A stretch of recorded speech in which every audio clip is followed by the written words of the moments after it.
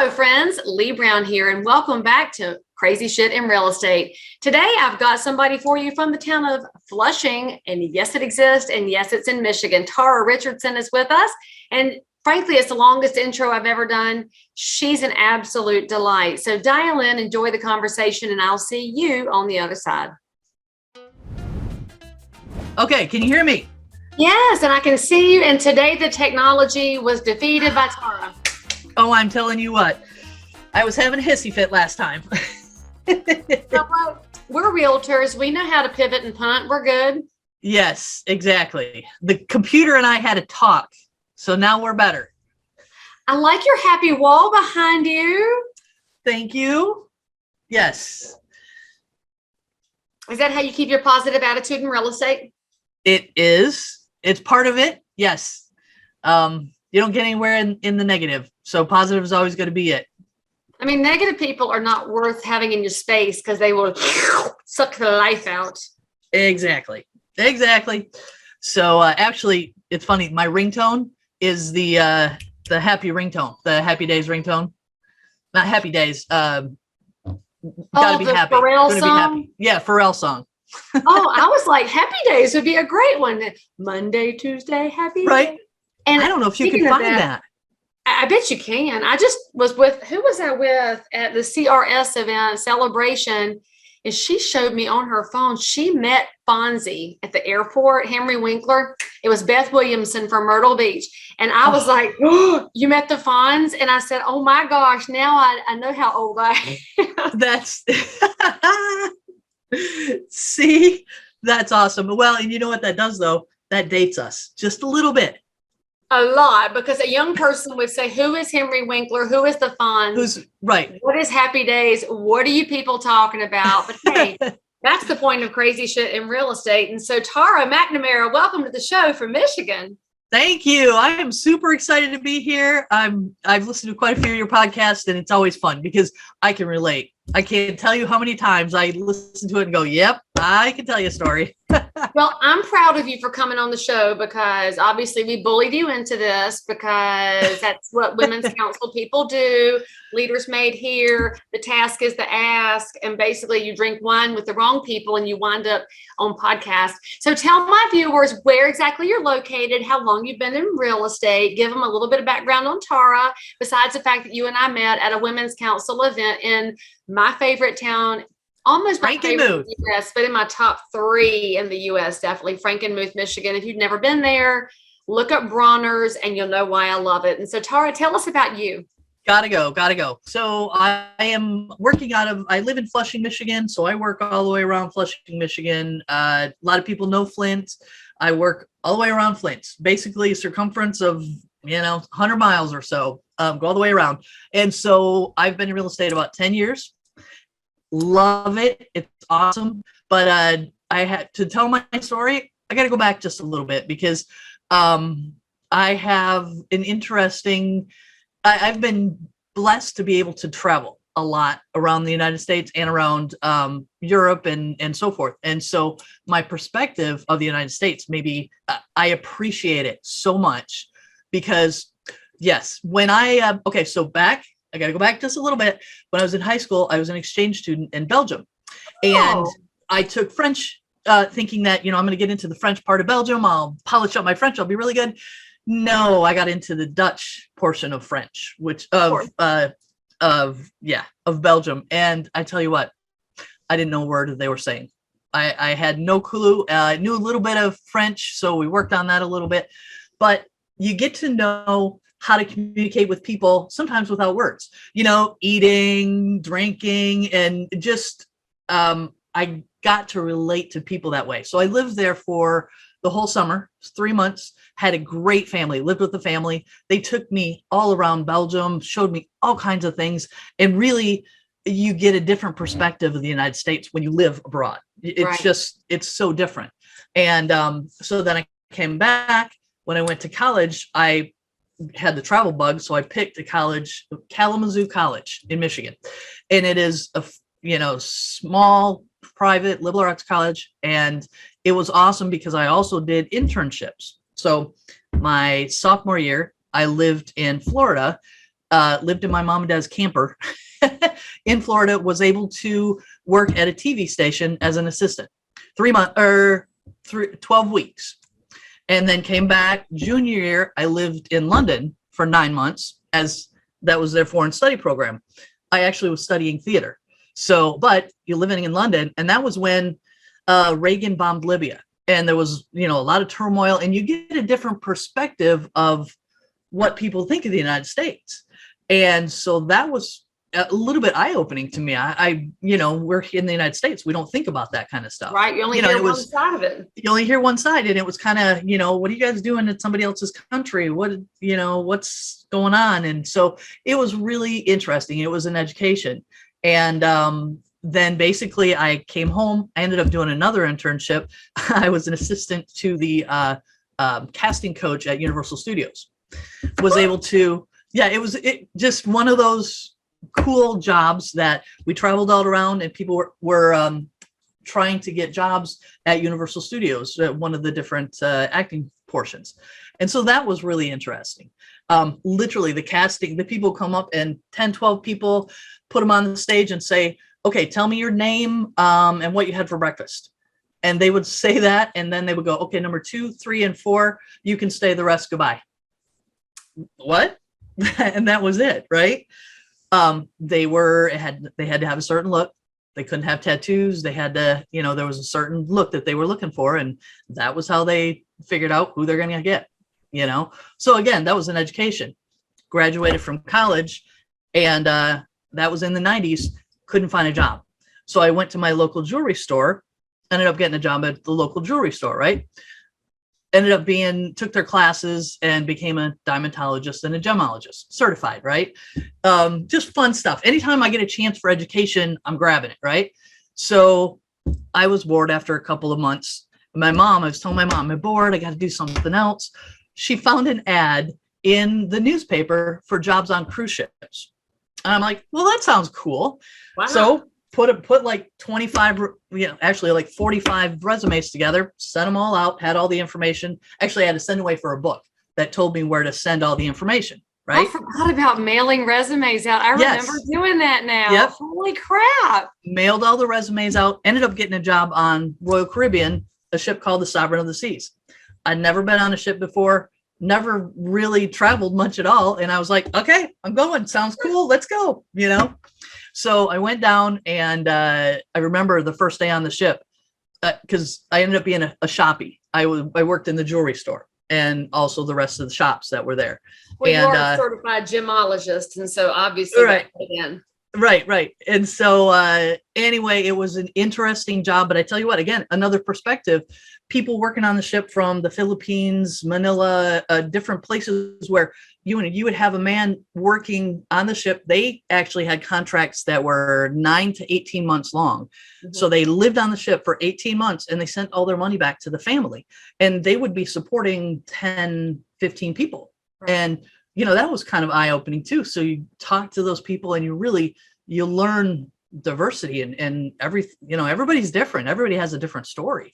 And I'm fascinated by people's stories and where they come from and the backgrounds. And so anyway, I ended up staying only 3 months. I had a 9-month contract. I stayed 3 months because a lot of reasons, but there's not a lot to do on a cruise ship. There's drinking and drinking. And, sometimes that's not a good idea. So I decided after 3 months, I'm good. I need to go home. Got off the cruise ship, and I was probably 22 at the time. In order to rent a car, you have to be 25. Yeah. I didn't know that. So I'm in Michigan, right? I get off the cruise ship in Miami, and I thought I was going to rent a car. I didn't know the difference. I rent a car and drive home. No, that didn't work. And so called my parents, and I said, I'm stuck in Miami. And they said, well, good luck. Find a way home. And so I flabbergasted. And when I got off the cruise ship, they said, well, since you broke your contract, we're not paying you for the last 2 weeks. Oh. So I had about $150. Luckily, I was able to call some friends in Orlando, took the bus from Miami to Orlando, took all day long.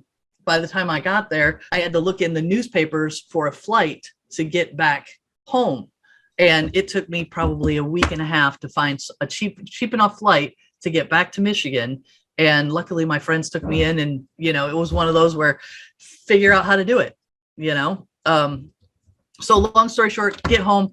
I ended up going back to the jewelry store, got a job after that in outside sales. So I was traveling 3 states, Michigan, Indiana, and Ohio, as selling jewelry to small jewelry stores all around, the 3 states, Michigan, Indiana, and Ohio. What I wouldn't have given for a phone, a Google phone with our Google Maps now, because I had the big maps at the time, right? Got to figure out where to get. And so I went from there to pharmaceutical sales. And once I had a family, after my daughter was born, the pharmaceutical company said, hey, guess what? Your territory is now in Ohio. When you move it? And so anyway, I ended up staying home. That didn't work out. I wasn't going to move. And my daughter was 2 weeks old. And so I ended up being a stay-at-home mom for 9 years.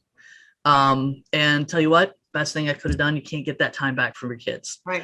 And so I had 3 kids now after that. And anyway, I got to real estate I got bored talking to kids all day long. Sometimes, you need to talk to an adult. And I found a program, something online, again, where you could buy and sell land and make some money. Well, I started doing that. It got the bug. I ended up getting my realtor's license. And 10 years later, here I am. Best job I ever had. That's officially the longest introduction. I know. Sorry. On the podcast, but holy smokes, what a life. And all of those pieces totally add up to making you a great realtor, because you learn how to manage when you're on a shoestring, and you learn how to mix and mingle with people who aren't like you, and you learn how to take risks and learn how to sell. It all starts adding up. And right. Maybe we could solve the problems of the world if everybody in the world just got on a cruise ship together and had to live together, because that's such a much better way to look at diversity and inclusion than one of this and one of this and one of this. Is just, let's all get in the same room and figure it out.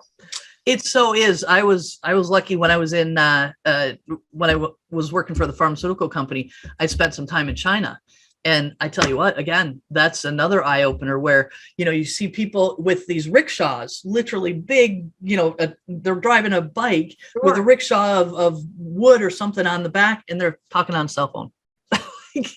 But it was so expensive. You get used to things, and you do hard things sometimes because it's the only way you know. Yeah. And we're completely spoiled in this country because people haven't been expected to do hard things, which maybe that's why an inflationary era and economic crisis panics a lot of people. I've always worked, well, not always, but I guess I am now. Work 2, work 3, work 4 jobs. I don't care. I love to work. I love being productive. Sure. I figure things out. Realtors figure things out. So now, Tara, in 10 years, of course, the show is Crazy Shit in Real Estate, which means in 10 years, plus with all your background, because I bet some of your past life people have reappeared to do real estate with you. I'm dying to know what kind of the story you have. And I bet my listeners and viewers can't wait to hear either.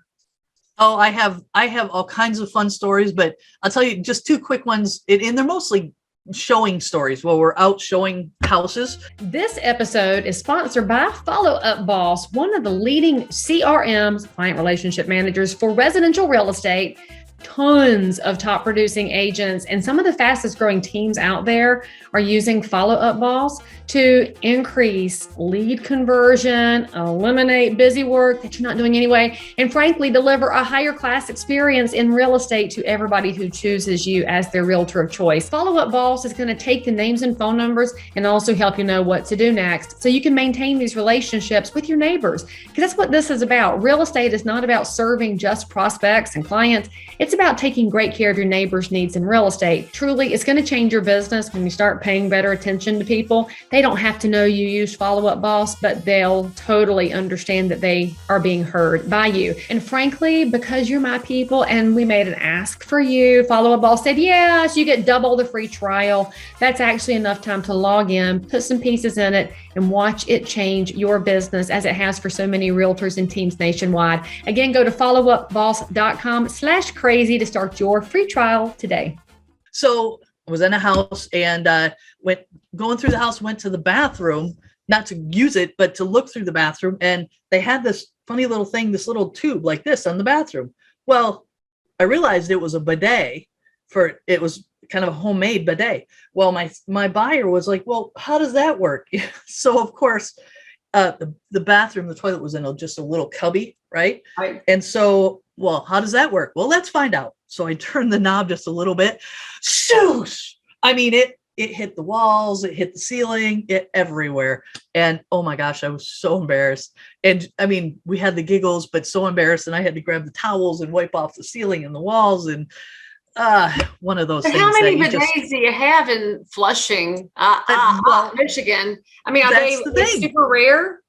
You got it. Yeah. I mean, you got to test it out and see if it works and see what it's like, so. I mean, we don't have many in Charlotte, and we're a fairly cosmopolitan city, but you don't see very many bidets until you're in super duper custom luxury, because it's not typically an American fixture. No, it's not at all. And so that was one thing. Another quick story, showing a house, and this little lady had a little dog with her. We'll call the dog Daisy. And it was a little slippery outside. And we went out to the deck to look at the house, look at the outside of the house. They had a little pond outside, and it was very, very well landscaped. And she's holding her little dog, and just the cutest little thing. And she goes out and slips on the ice. You know where this is going. Slips on the ice. The dog goes flying, and he lands right in the pond, literally in the middle of the pond. And I go running, grab into the pond, get the dog out, and he's all wet and just shivering because it's cold. So we went inside, and I ended up taking some towels from the house and drying the dog off and so forth. And I had to leave a little note for the agent and for the sellers to let them know that, yeah, I'm so sorry, but we had to use your towels because the little doggy fell in the pond.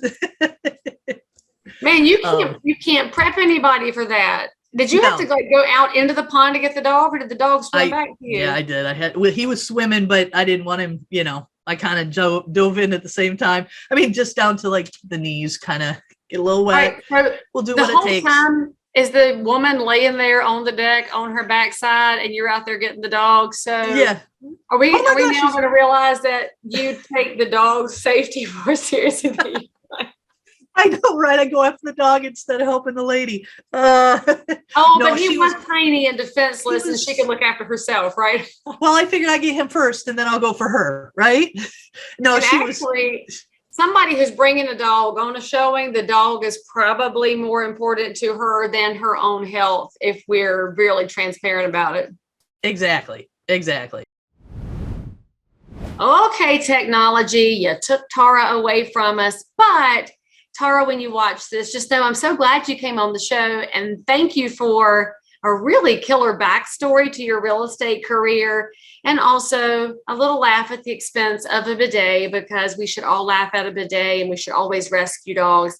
If you enjoyed this episode and have your own story to tell, make sure you hit me up on social media. But in the meantime, we need your 5 stars, a really wonderful review, and go have yourself a great day so I can see you next time. So if you found value in this episode, please like and subscribe to this channel, turn on the bell, and catch another amazing episode by clicking above. Crazy Shit in Real Estate is also available in all of your normal podcast apps. So if that's where you like to hang out, go find me, click subscribe, and most importantly, leave me a review that says you think I'm awesome, my guests are awesome, or this content is just exactly what you were looking for.